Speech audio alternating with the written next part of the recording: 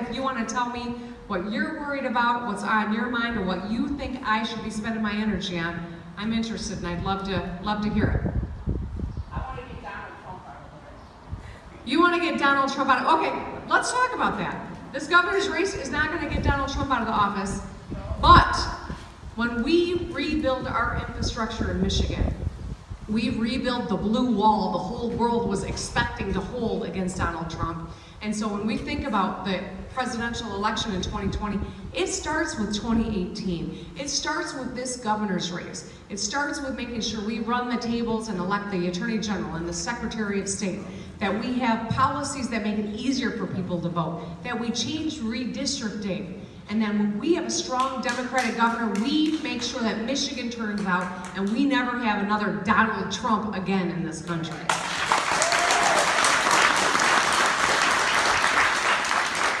10,000 votes could have been found in any community in this state. And if we had been organized and we had turned people out, and I'm not saying it's all on us. Part of that blame goes to the candidate, part of the blame goes to the organization that they put together, part of the blame goes to not showing up, which is what I spent a lot of time talking about, why I'm getting around the state as much as I am.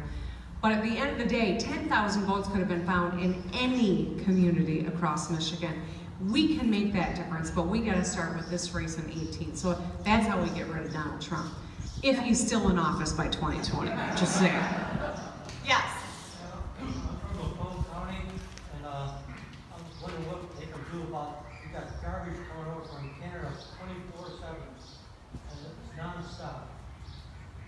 What can be done about that? So the question is about garbage coming over from Canada. I'm learning to repeat questions. I'm getting better. I don't always remember to do it, so if I forget, remind me. You're right. You know, when I was actually in the House, we passed a lot of legislation. We were working on it to keep the amount of garbage that's coming from Canada. We don't want this state to be the dumping ground. As I'm traveling the state, and as I look at issues impacting our water, for instance, you know, when I'm talking about the environment and our policy, step one is electing a governor who's going to appoint experts to oversee what's coming into the state, what's being dumped into our watersheds, what is being piped underneath our Great Lakes, what is being withdrawn without paying a greater price from our water resources. Step two is making sure that this next governor appoints experts, to be the head of departments. Right now, we've got a former BP lobbyist that's the head of the DEQ. Did you know that? It's time for us to demand the kind of government that we deserve, and that's experts who are overseeing and protecting us. So when it comes to garbage, I mean, there are international laws that we have to be mindful of because we're regulating, you know, in commerce between two different countries. But there's a lot that we can do in Michigan to demand, to set standards about what is even coming in the first place if we can't shut it down immediately. And I'm committed to both of those. And you're from Macomb County, like, you didn't drive up here for this, did you?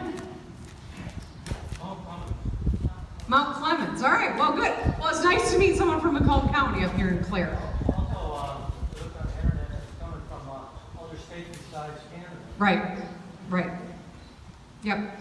You're pointing to an important question, and you see it every day being in Mount Clemens, so thanks for raising it. Yes? Oh, the Emergency Managers Act. So when the governor passed the Emergency Management Act, I was in the state Senate, and I was the Senate Democratic leader, and we fought to keep that from getting passed. But of course, the Republicans control the House and the Senate. The governor signed it into law. And then we, the people, rejected it at the ballot. And these guys used a gimmick, a trick, that if you pass a bill and you put some money in it, it means the people don't have the right of referendum. Because now it's a budget bill. Even though it's not a budget bill, they did it to shut out the people. So I opposed it, I voted against it as a legislator, I voted against it as a citizen, I voted against it again as a legislator, and I can tell you as governor, I will never use the Emergency Manager Act the way that this governor and the Republicans have to take away the voice of people in communities and districts around the state, school districts and municipalities. I'm also committed to repealing it as governor. A governor can't do that by herself, but a governor who knows how to work the legislature can get that bill to her desk and repeal it. And finally, I will vow to you this: I will never let the legislature cut out the right of the people's referendum by getting cute and putting money in a bill to cut out the vote of the people. I will veto any bill that hits my desk that they're trying to cut out the vote of the people.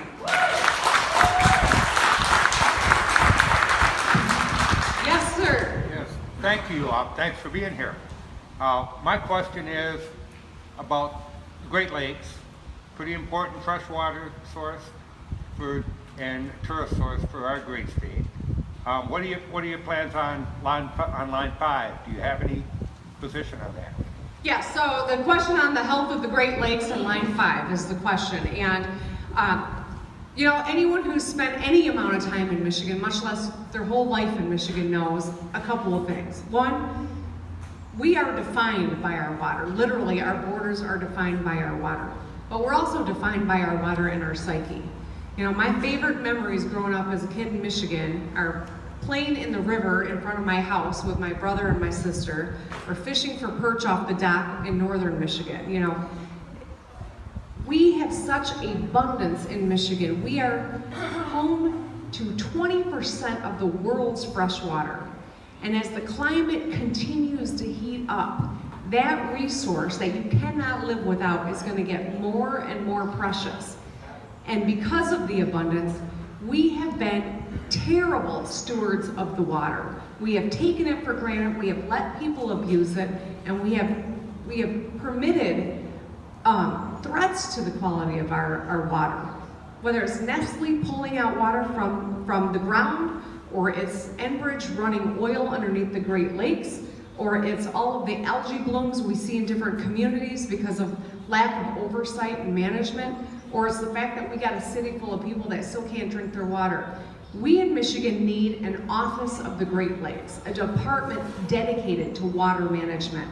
We have brains, we have research universities, and we have water. We should be the world leaders on water policy and water management. Now, specifically to line 5, I am very, very worried about the Great Lakes and what line 5 means and the threat. The reality of a break would be catastrophic to our economy, to our life, to our lives, because that's where the drinking water comes for the vast majority of people across this state. And you can't undo the damage once it's done. But I also know this governor and this attorney general cannot be trusted. That they have gone forward with studies paid for by the company running the oil underneath the Great Lakes, and we're told that that there's no real threat. And I don't trust them. I don't trust them at all. And so I believe as we talk about policy in Michigan, we've always got to think about how do we ensure that we're operating with facts and science? What is the most responsible way of shutting down line 5? And then how do we deal with job issues and energy that I know Youpers are worried about and that get conflated in the same discussion, trying to pit us against one another? I think there's a way to do that, to get the oil out of the Great Lakes, but also to protect people in the process. But it takes a real commitment to getting the facts and the science and doing it right. Anyone who tells you they can go over and just turn off the spigot as the governor isn't telling you the truth, or they don't understand how you actually go about getting that out of the Great Lakes. And I am 100% committed to that. Thank you.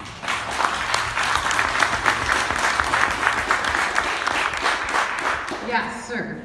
Purple shirt, yes. Yeah, glad to see you here. I'm bored. I wasn't born here, but I'm from Farwell, just down the road over here, live in Mount Pleasant. And I work in higher education and education in general. And my question to you is, currently as it stands, what we have in it, we have some inequity in how schools are funded by per pupil. Where some schools, proposal A, are still getting a little bit more. And I know that in this area we've had people from both sides. We've had Democratic representatives as well as Republican representatives who tried to address this in Lansing, and they always get shut down because the people who are getting the benefits from this don't want to let it approach any kind of consensus or discussion of things equal. So I'm wondering, as an executive, how would you, in considering your experience with legislators, how would you approach things like that, where kids in Farwell, where Farwell schools are getting, I don't know, how much, is considerably less money per pupil for their students. The same thing also happens at the community college level, where the local community college here is not receiving the same amount of funding from the state as other ones. So I wonder if that's something that you're concerned about, if you have any ideas or solutions. Yeah, so the disparate treatment in terms of the state budget and a per pupil allotment for kids across the state is the question. Yes. And I recognize that this is a problem. I hear about it in many different communities across the state of Michigan. One of the things that the Republicans have been really good at is pitting us against one another, saying that it's one amount of money and you got to fight over it. We deserve better than that. We deserve leaders who are going to fight for our aspirations, who are going to say education is underfunded, period. This isn't pie that we're going to divide up differently based on who's in control. This is an investment in our future. This is about our economy, the foundation of our economy, and this should be priority number one, is making sure that our kids are getting the skills they need. And that starts with elevating education in the budget, period, not just changing up who gets what within the confines of what's currently there. So I recognize what you're saying as a problem, but I don't like the Republican talking points that it's just one piece of pie and you got to fight amongst yourselves. We deserve better than that from our leaders. Now here's what I know. My first term, the first year as the leader of the Democrats in the Senate, Governor Snyder made a decision, and his decision was to give business a huge tax break. And he paid for it by taxing pensions, by cutting schools, and by trying to eliminate the earned income tax credit for the working poor in Michigan. Those were the choices that this Republican governor made. And that's the reality that we're living under. And I'll never forget that a superintendent wrote to Snyder after that budget came out and said, please declare my school district a prison. Why would he ask that? Because we spend $40,000 a year to incarcerate someone and $6,000 to $8,000 a year to educate a child. And I think that tells you how screwed up and backwards our priorities are in Michigan. And so we do need to elevate school districts that have been underfunded for a long time, but they're all underfunded, and we need to elevate education as an investment across Michigan. So I hope I've kind of touched on Are people funding equal throughout the entire state? Or do I you think think that some schools are, if you're born in Okemos, you're a little bit more special than kids born in Farwell? That's how it feels these days. And what I liked your answer, but you still didn't answer fundamentally if you would make it equal. I understand bringing both up, but if you bring both up, you're still going to have the inequality. Well, I think that requires a longer conversation, honestly, because, and I'm not trying not to answer your question, I just know it's not as simple that some kids were valued less.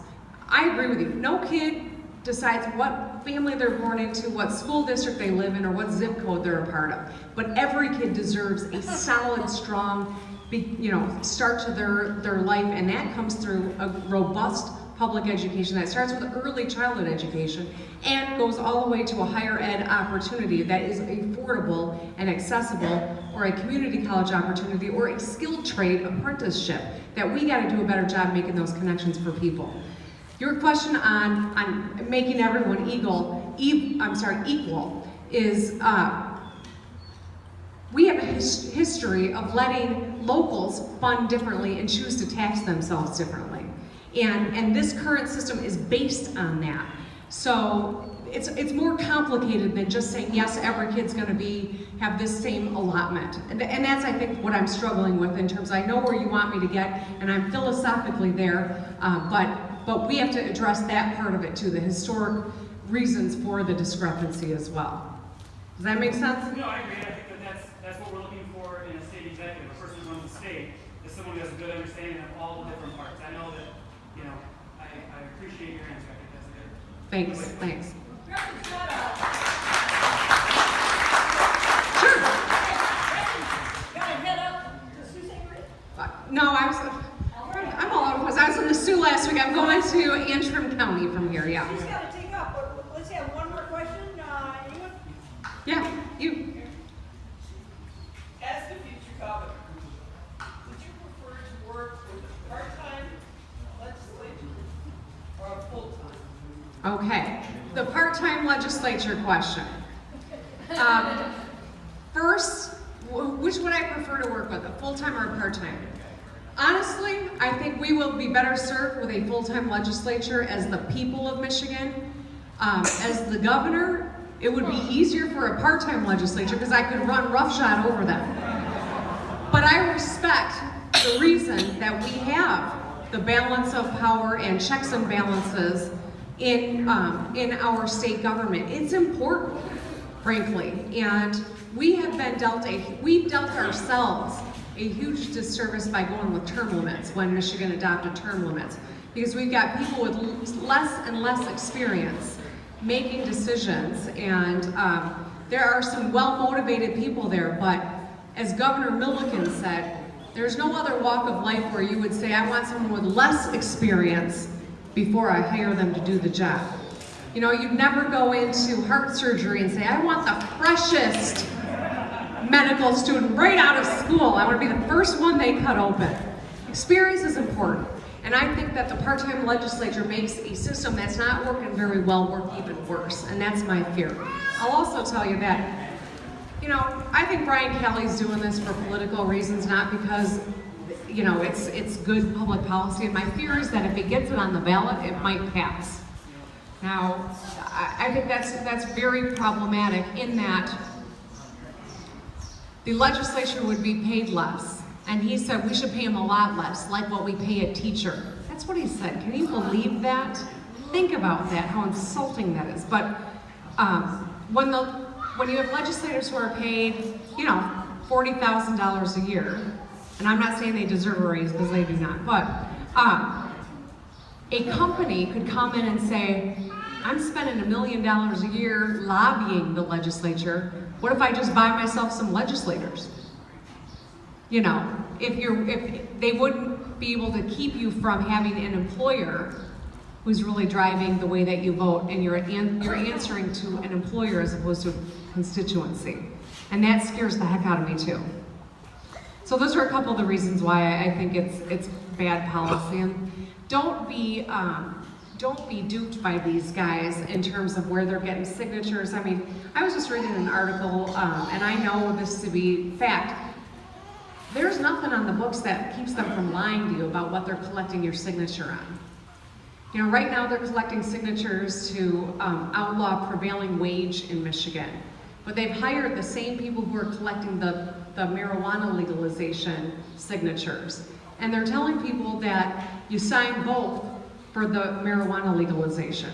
They're lying to people. And so I'm very fearful that people are signing things that they don't know. That being said, please sign my petition. It really is for me. And like I said, Jeremy's back there. If you are interested in taking petitions and getting some signatures at your church or in your neighborhood or at any other particular club, it would be really helpful. And I just appreciate your time today. I'm so glad to see Democrats getting together and breaking bread, and let's win next year, right?